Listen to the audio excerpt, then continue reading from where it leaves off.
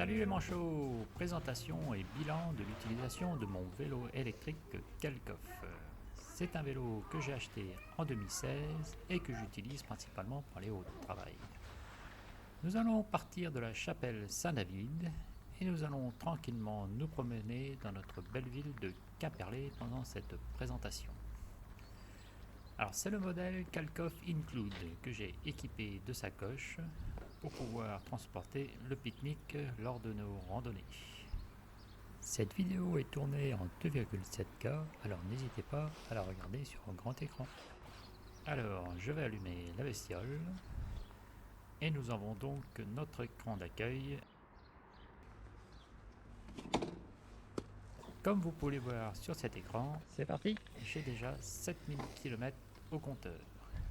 Comme je l'utilise principalement pour aller au travail, j'ai donc 5000 km d'utilisés sur du bitume et 2000 km sur les sentiers, chemins et pistes VTT.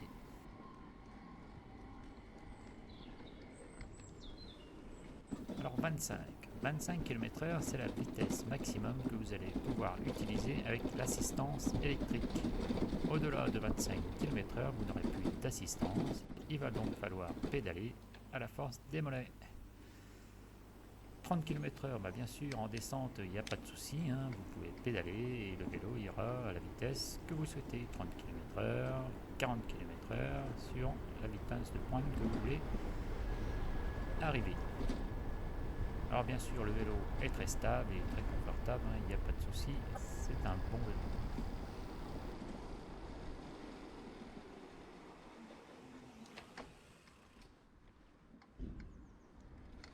Alors bien sûr, il faut passer les vitesses pour adapter votre conduite. 27 km/h. 27 km/h, c'est la vitesse maximum que vous allez pouvoir atteindre avec l'assistance au maximum sur du plat.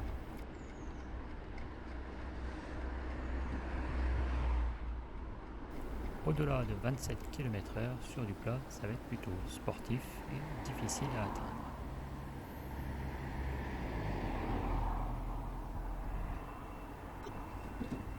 Alors 15 km/h. 15 km/h, c'est la vitesse idéale pour la balade. Quand je me promène, généralement, je mets en mode éco et je pédale tranquillement avec le vélo et c'est la vitesse de 15 km/h qui est utilisée généralement. Alors bien sûr, je peux couper l'assistance et mettre en mode off et pédaler avec le vélo. Mais à ce moment-là, je vais avoir le poids du vélo à traîner et là, ça va être un petit peu difficile. Pour annuler le poids du vélo, je mets en mode éco, ça annule le poids du vélo, je pédale comme sur un vélo normal, avec l'assistance qui m'aide un petit peu pour la conduite. Ensuite, je vais adapter l'assistance en fonction du relief. Je peux mettre en mode sport pour avoir un petit peu plus d'assistance s'il y a quelques difficultés à monter, ou je peux mettre aussi en mode turbo pour aller un petit peu plus vite. Mais quand on est en balade, le mode éco, sport et turbo est largement suffisant. On n'est pas pressé.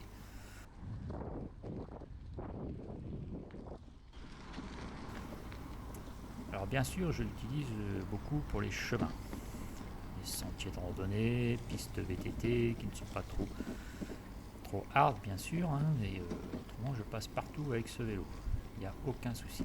Il n'y a que vraiment les chemins gras où là les roues vont un petit peu patiner parce qu'il n'y a pas de crampons sur les roues. Je l'utilise plutôt en mode urbain, donc je n'ai pas voulu prendre un vélo tout VTT.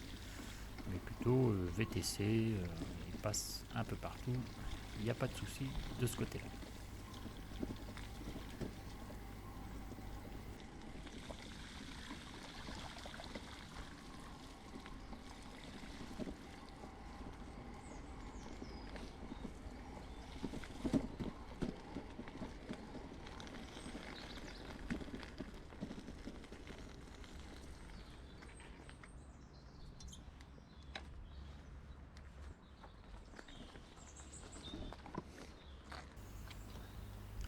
Alors, pour cette randonnée, le fiston va nous accompagner et nous allons voir un petit peu la différence de pratique avec le vélo. Donc là, on va monter la rue Pierre. On s'arrêtera au petit panneau pour voir la hauteur d'eau. Là, c'est une image de la veille, hein, il faisait un petit peu frais le matin. D'habitude, quand je circule en mode randonnée, j'ai donc le GPS à droite qui est fixé sur le guidon. Comme ça, je peux transférer les traces GPS sur le Garmin. Ensuite, je n'ai plus qu'à suivre le chemin et on se balade tranquillement sans se casser la tête.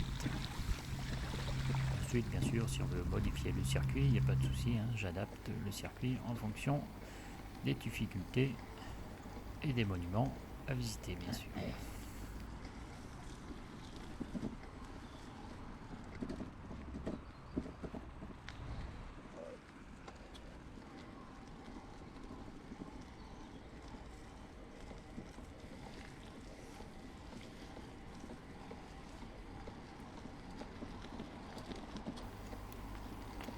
Alors, sur la droite, nous avons la chapelle Saint-Joseph, que nous appelons aussi la retraite ou l'abbaye blanche.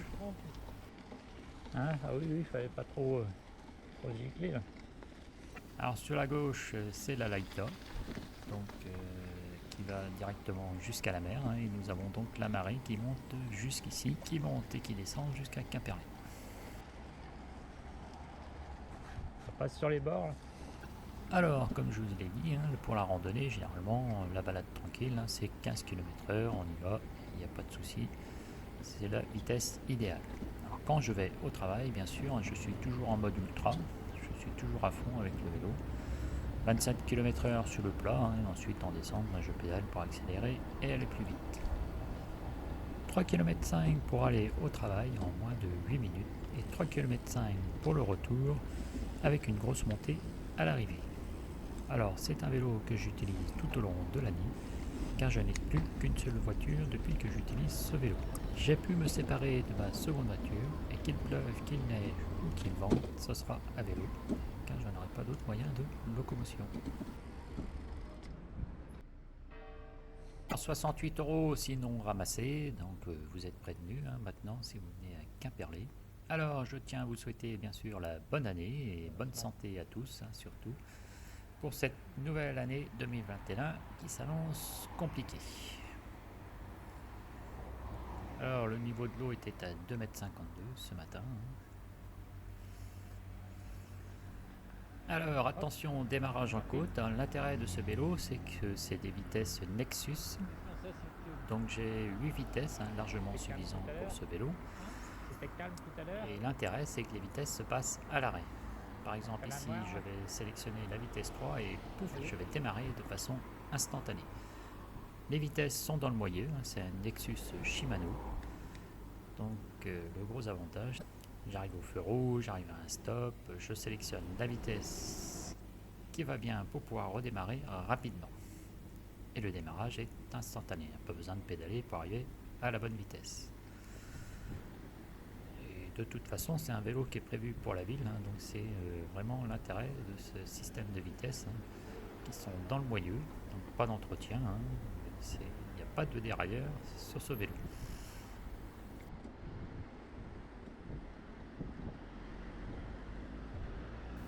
Alors 20 km/h, donc si on met un petit peu d'assistance hein, et qu'on veut aller un petit peu plus vite, on arrive facilement à 20 km/h hein, pour se promener si on veut être un petit peu fluide dans la circulation et ne pas gêner les autres automobilistes. Donc là on passe la vitesse, on sélectionne ce qu'on a besoin et là on va pouvoir attaquer la montée. Donc le principe c'est de préparer les vitesses avant de monter. 19 km/h, donc là on a une petite montée à 10%, hein. Donc Quimperlé c'est que ça, hein. C'est que des montées ou des descentes, hein, si vous connaissez un petit peu Quimperlé. Donc là c'est le circuit que nous allons faire ce matin, hein, 6 km. La vitesse moyenne sera de 14 km/h hein, pour une durée de 25 minutes. Alors comme on peut le voir ici sur le plan, hein, on le voit petit cercle orange qui clignote. Alors en bas c'est ma fréquence cardiaque qui est à 100 battements par minute et l'altitude qui est à 10 mètres en bas de cette descente. Comme on le voit, hein, je vais pédaler tranquillement, on arrive à 20 km/h et on a quand même une petite fréquence cardiaque hein, de 100 battements par minute. Donc on fait quand même du sport, hein, même si c'est un vélo électrique, hein, il faut quand même pédaler. C'est un VAE, assistance électrique. Si vous ne pédalez pas, le vélo n'avancera pas. Arrivé en haut de la montée de la Rutière, hein, on voit le petit cercle qui clignote orange. Là je suis à 145 battements par minute et j'ai arrivé à 34 mètres d'altitude. Nous allons faire le tour de la place, hein, et on va voir le fiston qui arrive tranquillement, hein, parce que lui il va falloir qu'il pédale un petit peu plus que moi. Alors là, quand on croit qu'on a fini de monter, ça continue toujours à monter à Quimperlé, hein. Donc là on va monter la rue du Couédic qui est une pente à 7%, que l'on va monter tranquillement à 18 km/h là. Alors bien sûr, arriver tout en haut, hein, je ne serai pas en nage, hein, ni tout transpirant, hein, c'est l'avantage d'avoir un vélo électrique. Mais vous allez voir quand même que ça tire un petit peu, il faut quand même pédaler, hein, sinon ça n'avancera pas. Sur ce vélo, j'ai une batterie de 600 watts qui correspond à 17 ampères-heure. C'est une grosse batterie qui me permet d'avoir une grosse autonomie. Elle est située sous la selle, ce qui permet d'équilibrer le poids du vélo et de libérer de la place sur le porte-bagages. La grosse batterie, le moteur, le porte-bagages, les sacoches, la suspension avant nous donnent un poids de 30 kg pour le vélo. Je rajoute le pilote qui fait 65 kg, plus le pique-nique, nous avons un total de 100 kg facile dans la montée. Et pour la descente, il faudra donc prévoir de bons freins pour arrêter le bolide. Et voilà, on arrive tranquillement en haut de la rue du Couédic. Comme on le voit ici, je suis à 152 BPM, ma fréquence cardiaque en rouge, et en vert c'est l'altitude. Donc là on arrive à 62 mètres d'altitude.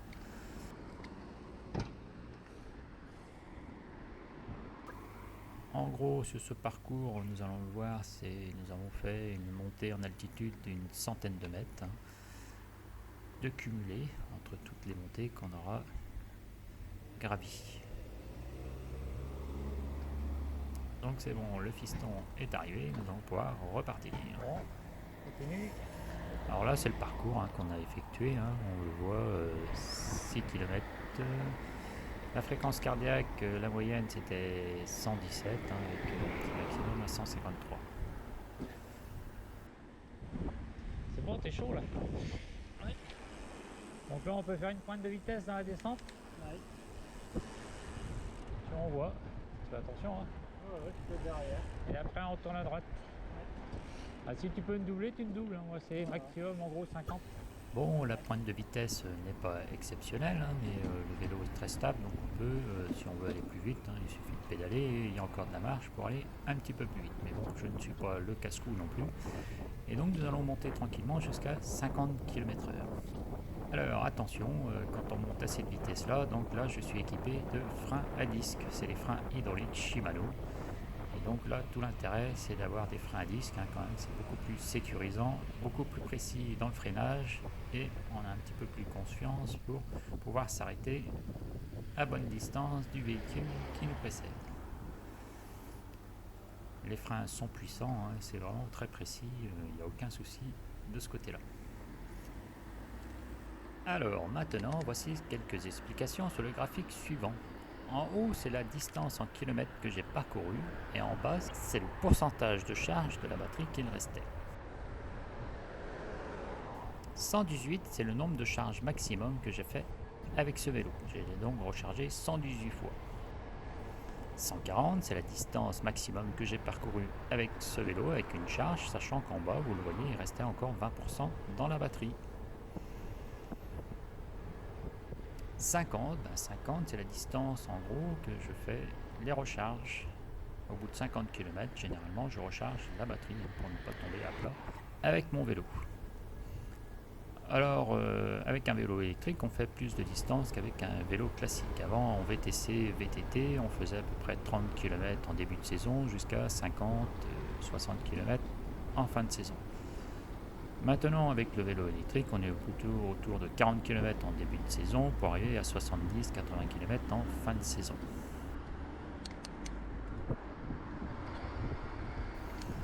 « 27, c'est quand on est sur du plat, tranquille, on pédale et ça y va. » Alors la selle, bien sûr, est plutôt ergonomique, hein, pour le confort, hein. Quand on fait une grande distance en vélo, on a tendance quand même à avoir mal au derrière, hein.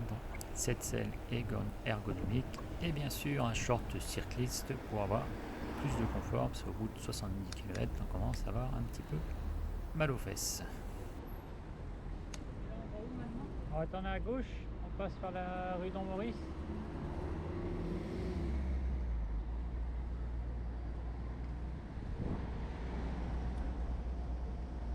Nous allons maintenant passer dans les petites rues de Quimperlé, dans les petites venelles.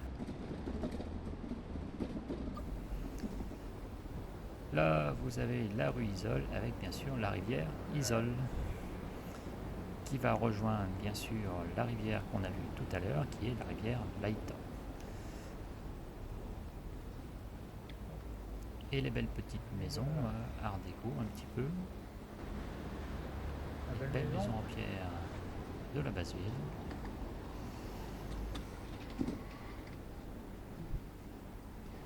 À droite, vous avez les halles de Quimperlé. Nous allons emprunter maintenant la rue Don Maurice. Et sur la gauche, vous avez la maison des archers qui peut se visiter gratuitement le vendredi. Bon, bien sûr, en fonction du confinement, il y aura peut-être eu quelques modifications.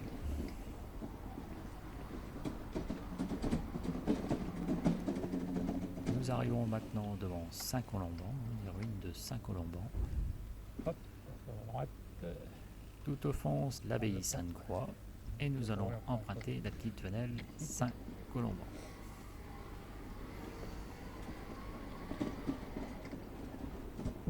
Alors, pour aller au travail, j'utilise un casque avec une visière. C'est très confortable. Ça évite les moucherons, les moustiques, ça protège du vent. Et pour la pluie, c'est impeccable. Alors là, nous avons notre deuxième rivière, qui est la rivière Hélé, qui va rejoindre la rivière Isole et qui vont former la Laïta. Tout au fond à gauche, c'est le pont Fleuri. Bon, pour l'instant, en hiver, il n'y a pas beaucoup de fleurs. Mais en été, c'est très très joli, ce pont Fleuri. Par la droite. Alors, nous avons bien sûr quelques maisons à pans de bois que nous pouvons voir sur la gauche. Et tout à fond, c'est l'abbatiale Sainte-Croix.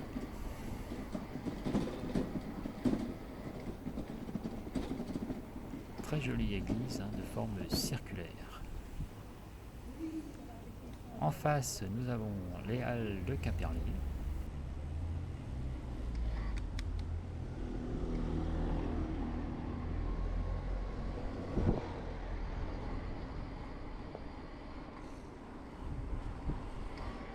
Alors, comme on peut les voir, j'ai équipé le vélo d'un rétroviseur, ce qui est vraiment très pratique pour la ville. C'est même, je dirais, indispensable si on veut pouvoir circuler en sécurité. Alors, la motorisation, c'est un moteur Kalkoff Impulse Evo de 65 Nm et d'une puissance de 250 watts. Alors, pour un vélo électrique, un VAE, la puissance maximum, de toute façon, c'est toujours 250 watts. Mais c'est largement suffisant. Le vélo, il passe partout, comme vous allez le voir, et sans problème. Nous empruntons maintenant la rue des anciens abattoirs qui ont été rénovés récemment. Ils ont tout refait, le mur et le chemin. Et à gauche, nous avons le pigeonnier, un très beau pigeonnier qui a été restauré. Et au fond, sur la gauche, vous avez le clocher de l'église Sainte-Croix. En haut à gauche, c'est la distance maximum en kilomètres que je peux parcourir. Le nombre de kilomètres est très précis. Si le compteur affiche 7 km, j'aurai juste assez d'énergie pour faire mon aller-retour pour aller au travail. Je peux faire confiance à la distance affichée sur le compteur et rouler sans souci. Là, je te laisse aller devant. Là, je te laisse aller devant. Tu montes. Et puis, je te doublerai si j'ai besoin. C'est la droite là. Ouais. Et tu restes sur la droite, je te doublerai par la gauche. Alors, comme vous allez le voir, je prépare les vitesses pour la montée. Parce qu'il faut passer les vitesses à l'arrêt, c'est-à-dire qu'il faut arrêter de pédaler, passer les vitesses, sélectionner la bonne vitesse pour la montée. Et ensuite, vous n'aurez pas de souci pour grimper Cette petite côte qui est à 17%, c'est la venelle de la montagne d'Auvignon. Nous allons la monter tranquillement à 12 km/h, sans forcer, et arriver tout en haut. Nous ne serons pas essoufflés ni tout transpirants.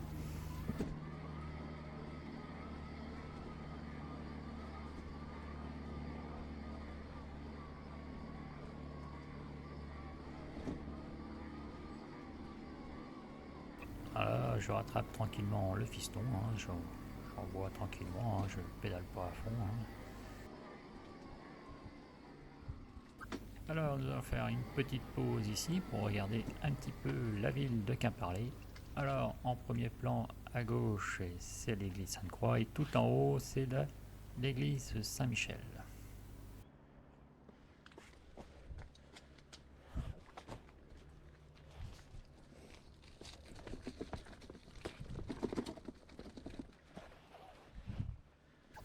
Alors attention, démarrage en côte, bon là ça va être très facile, je sélectionne la bonne vitesse et je peux repartir. Le vélo va m'assister sans souci. Alors bien sûr là je mouline un petit peu, donc il va falloir que je change de vitesse pour pouvoir reprendre un braquet qui correspond à cette montée.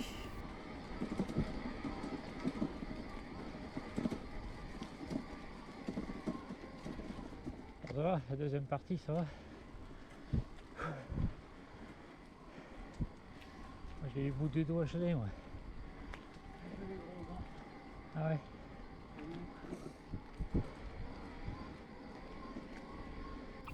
Alors je vais vous donner quelques explications sur l'écran de conduite qui est très lisible, il n'y a pas de souci. Là je l'ai incliné un petit peu vers vous pour que vous voyez ce qui se passe, mais d'habitude il est un peu plus à plat. Donc quand je l'allume, j'ai une petite invite de commande. On le voit ici, il est chargé à 100%, comme sur l'exemple, et j'ai fait plus de 7000 km avec. En mode éco, je peux faire 223 km. Alors, en mode éco, sur du plat, je peux faire sans souci, mais 223 km. En mode sport, avec un petit peu de dénivelé, je pourrais faire jusqu'à 140 km sans souci. Ensuite, si j'ai besoin d'un petit peu plus d'assistance, je mets en mode power, et là je pourrais faire jusqu'à 94 km de vélo. Là, nous allons attaquons maintenant la rue Terre de Vannes. Il va falloir mettre en mode ultra. Et en mode ultra, là, c'est plutôt dans les 55 km que je vais pouvoir parcourir en mode ultra. Donc, c'est le mode ultra que j'utilise pour aller au travail.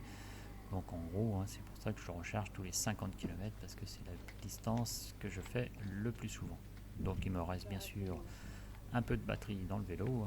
Il n'est pas totalement plat, mais en gros, je le recharge à 50. La fontaine du Roi Lys qui est ici, qui a été nettoyée et qui est propre. Alors comme on le voit, un petit chemin creux comme ça, ça passe sans problème. Si le terrain est un peu gras, il n'y a pas trop de soucis. Bon après si c'est de la boue, là ça va être plus compliqué.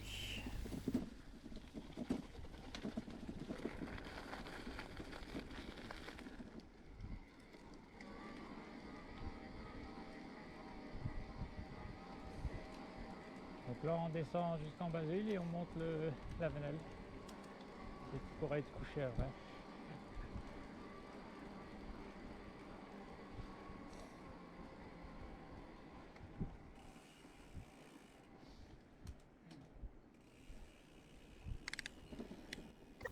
Allez, une petite descente tranquille.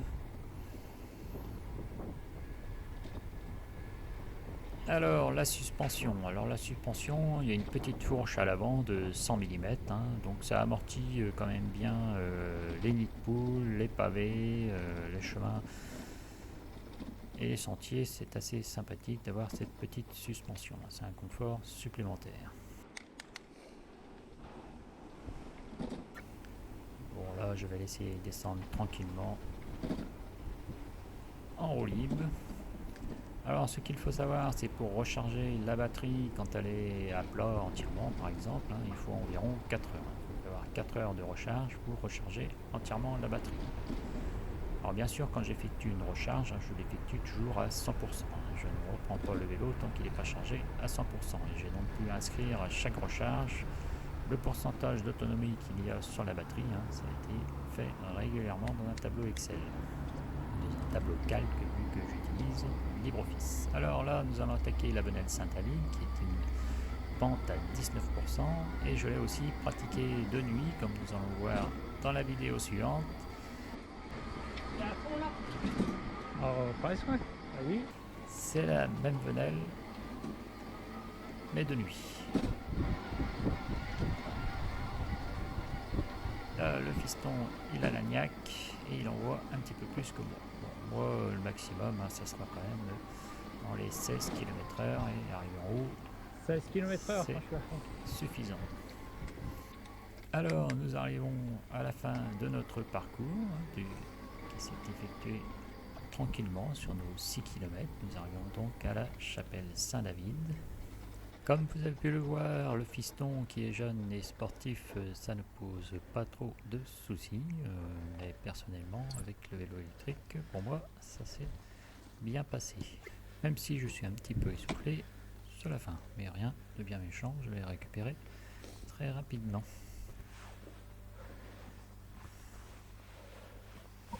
J'ai un petit bonus pour vous. Nous allons effectuer une balade de nuit dans les rues de Quimperlé et nous allons emprunter le chemin bleu de Yann Kersalé.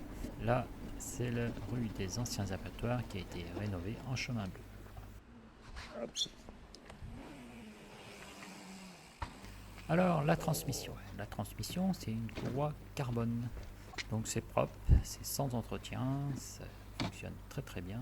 C'est pas bruyant, donc il n'y a pas de dérailleur, c'est directement une transmission avec une courroie. Alors pour le démontage, c'est un petit peu compliqué, ça sera pas facile à démonter pour la roue arrière. Donc en cas de crevaison à l'arrière, j'ai acheté une chambre à air qui est en fin de compte en le chemin bleu. Et le jour où j'en aurai besoin, je pourrais la monter facilement sans être obligé de tout démonter au niveau de la roue arrière, car ça va être un petit peu compliqué. Il faudra retendre la courroie, il y a une procédure, ce n'est pas si simple.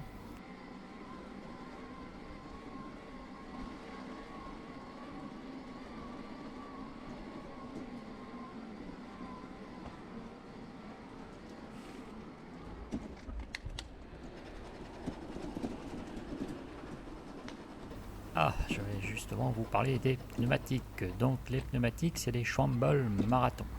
Donc ils ont une bonne dimension, c'est confortable.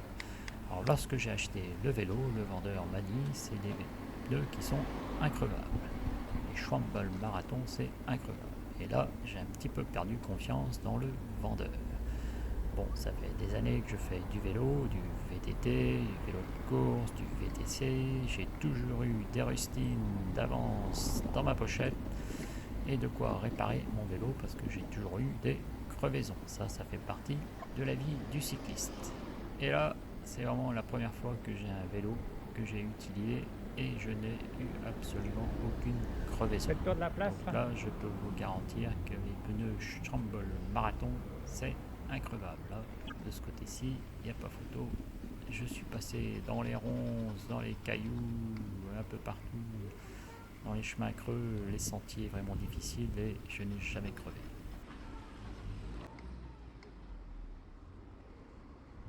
Alors, pour l'éclairage, bon, il n'y a pas de souci, ça marche bien. C'est des éclairages à LED à l'avant et à l'arrière. Là, j'ai rajouté un petit spot que mon fils m'a prêté pour éclairer et voir un petit peu ce que ça donne, mais le vélo est déjà équipé de lumière. Pour la nuit, j'ai équipé mon casque d'un flash clignotant. C'est un petit module que j'ai acheté à Decathlon et qui se recharge directement en USB. Qui me permet de mettre à clignoter à l'arrière de mon casque, un petit voyant rouge qui clignote. C'est un petit module que j'ai collé sur le casque et que je mets à recharger de temps en temps, tous les mois. En plus, il me signale par un voyant blanc et rouge lorsqu'il est un petit peu faible en charge. Et donc j'ai largement le temps de remettre à charger avant qu'il soit totalement à plat.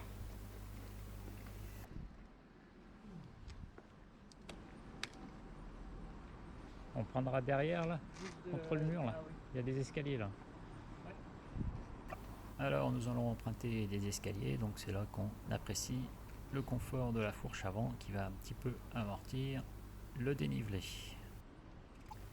Et là, nous allons aussi emprunter le chemin bleu de Yann Kersali.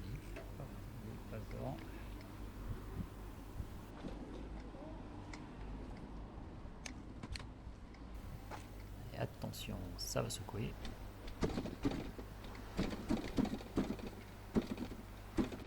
Alors je vous invite à venir de nuit à Quimperlé pour emprunter ce chemin et vous balader tranquillement. Bien sûr, avec le couvre-feu, ça va être un petit peu compliqué. Alors attention, ça glisse un petit peu. Alors là, pour monter les marches, c'est un petit peu compliqué parce que le vélo, il fait son poids. Il fait 30 kg à vide. Alors, une fois que j'ai mis les sacoches et tout le garde-manger à l'intérieur pour le pique-nique, la couverture, les boissons, le vélo est un petit peu lourd à transporter. Si vous tombez à un endroit avec des arbres au milieu de la route, ça va être compliqué. Alors, c'est un vélo électrique, donc il y a un petit menu à l'intérieur pour pouvoir configurer le vélo. Là, par exemple, je vais dans le menu alignement.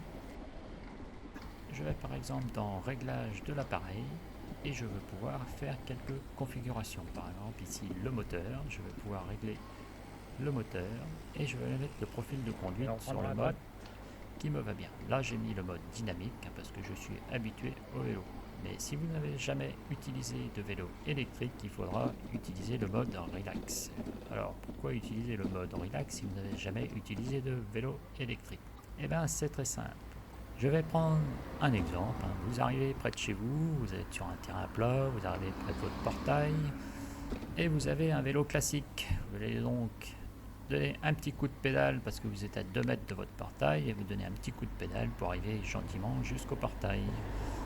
Vous avez maintenant un vélo électrique et vous êtes à 2 mètres de votre portail et vous êtes en mode relax. Vous appuyez sur la pédale pour gagner la petite distance de 2 mètres qui vous sépare de votre portail et vous allez arriver gentiment avec un petit peu d'assistance jusqu'à votre portail.